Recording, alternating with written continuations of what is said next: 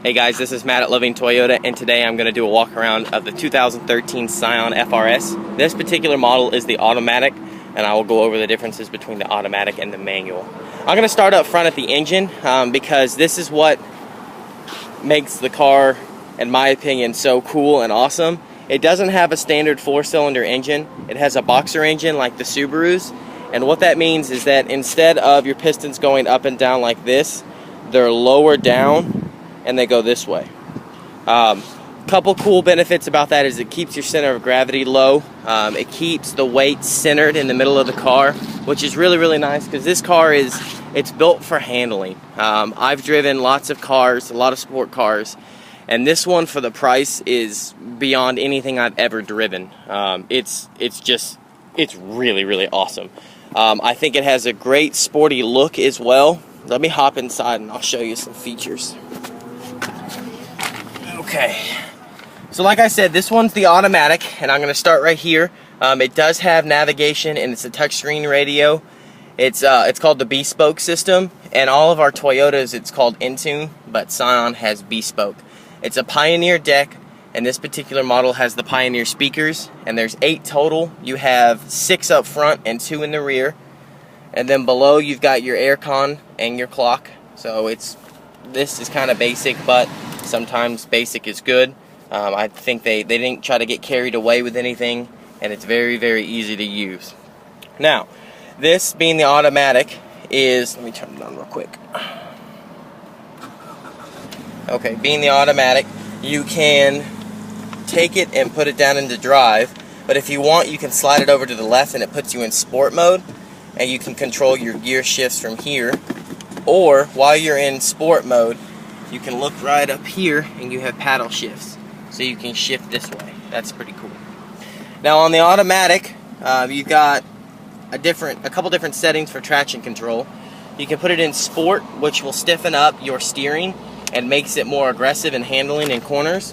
If you're in the mountains and you're in snow, that turns on, and basically it'll sense slippage a lot quicker and cut power, so you can keep moving through snow. VSC Sport is sport on and traction control off. So if you really want to break it loose and do some donuts, you can in this particular vehicle, and I think that's pretty cool. Over here on the left side, you can pop the trunk, and you can also adjust your light settings for inside the cabin.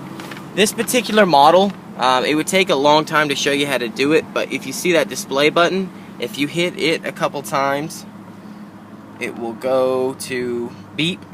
So that rev right there, you can set it to where if at 4,000 RPMs you want it to pop on a red light and beep at you, it will.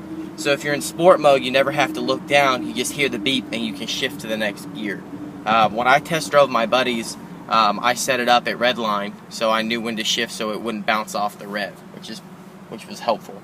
You still have your iPod capability, so you can charge through the USB or listen through the auxiliary, and this particular model has the ability to sync wirelessly through Bluetooth and play your music that way. They didn't forget cruise control, that's nice, so it has all the basic amenities. It has power windows and power locks. And let me pop open the trunk for you now, and I'll show you the trunk. Now believe it or not, I've actually jumped in the back of this thing and I fit. So you can fit a full person in there, though it looks kind of small. There's plenty of room. And my co-workers locked me in for a minute, so I had to use the emergency release to get out. But so here are the rims. I like the style of them. I think the two-tone is cool. And the really cool thing about this is that all 4 tires are the same size. Normally when you go with a sports car, you have a wider rear tire, and whenever you have to replace those, it costs a lot of money. Well, you can actually rotate these since they're all the same size, so you can use your front and your rear to their fullest extent before you have to replace them. Okay, let me show you a couple more things up front. You do have HID headlights. You got your blinkers underneath. And this particular model in the automatic gets 34 miles to the gallon, and that for a sports car is pretty awesome. The manual transmission is a little lower. It's at 31 on the highway. And then the other difference is that inside, I'll show you again.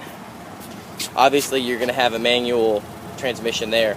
but you don't have the snow button on the manual transmission. So there you go, guys. There's the basic walk around.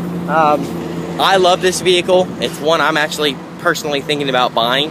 If you guys have any questions, give me a call at 936-699-1000. Stay safe.